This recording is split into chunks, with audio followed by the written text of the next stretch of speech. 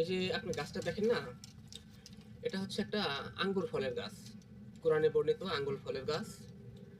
তো রোমানিয়াতে আপনার 12 মাসের মধ্যে প্রায় 7 মাস প্রচন্ড শীত।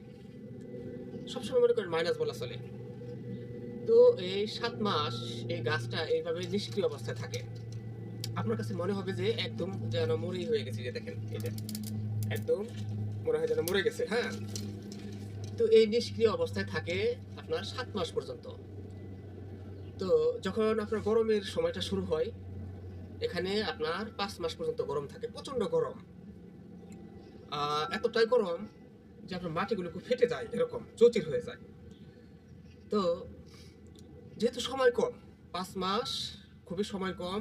এই 5 মাসে আপনার এই যে আপনার যে গাছটা দেখতেছেন না, এই অল্প সময়ের মধ্যে পাতা এবং ফুল একসাথে বের হয়। যেহেতু সময় কম, এই 5 মাসের ভিতরে আপনার কি হতে হবে, পাতা গজাতে হবে, ফুল ধরতে হবে, আবার ফল আসতে হবে, ফল পাকতে হবে। এই সংক্ষিপ্ত সময়ের ভিতরেই এই জন্য একসাথে ফুল এবং পাতা একসাথে বের হয়। কি অলৌকিক একটা বিষয় দেখেন। তো একটা জিনিস চিন্তা করেন যে আল্লাহ পাক যেখানে যেটা সেই জিনিসের ব্যবস্থা করে দিয়েছেন। এখানে সময় কম বিদায় অতি শীঘ্রই কিভাবে এটা মানুষ এখান থেকে উপকৃত হবে সেই উপকারটা দিয়ে পুনরায় আবার এই গাছটা আগের অবস্থায় চলে আসে।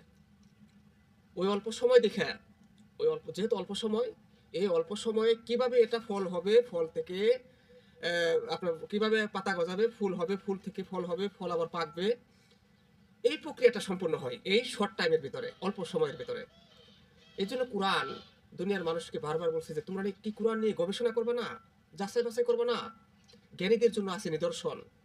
তোমরা কি এই পাহাড় পর্বত গাছপালা নদী নালা পশু পাখি জীবজন্তু এগুলো নিয়ে গবেষণা করবে না? এগুলো নিয়ে গবেষণা করো, আমাকে পেয়ে যাবে, আমার অস্তিত্ব খুঁজে পাবে। জ্ঞানীদের জন্য আছে নিদর্শন।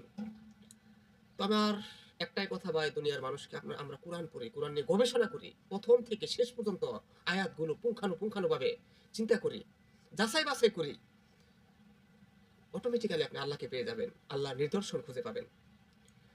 তো আমি জানি না আপনাদের কতটা বোঝাতে পেরেছি। তো প্রত্যেকে ভালো থাকেন, ভালো থাকার চেষ্টা করবেন। আসসালামু আলাইকুম রহমতুল্লাহ।